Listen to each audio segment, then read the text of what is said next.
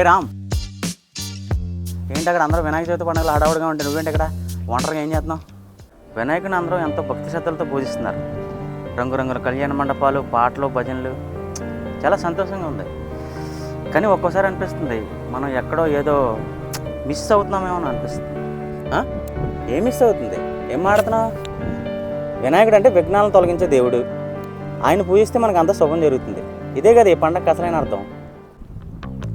కానీ క్రిష్, నమ్మకం ఉండడం మంచిదే క్రిష్, కానీ కేవలం విఘ్నాలంటే మనకు ఎదురయ్యే కష్టాలేనా? లేదా మనలో ఉండే అహంకారం, ద్వేషం, అసూయ, ఇవన్నీ కూడా విఘ్నాలేనా?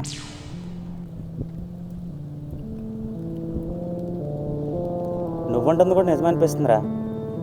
మనిషి తనలో ఉన్న చెడుని జయించకపోతే ఈ బయట ఉన్న విఘ్నాలు తొలగిన ప్రయోజనం ఏముంటుంది? సరిగ్గా చెప్పావు కృష్ణ. వినాయకుడు అంటే కేవలం ఒక విగ్రహం కాదు, మన వివేకానికి, బుద్ధికి ప్రతీక. ఏనుగు తల అంటే బలం యొక్క గొప్పతనాన్ని, చిన్న కళ్ళు ప్రతి విషయాన్ని నిశ్చితంగా పరిశీలించాలని మనకు చెబుతాయి. పెద్ద చెవులు అందరి మాట వినాలని మనకు చెబుతాయి.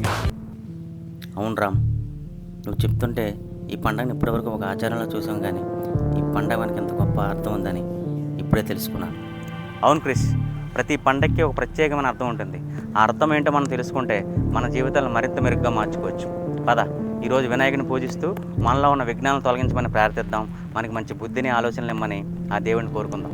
జై హింద్.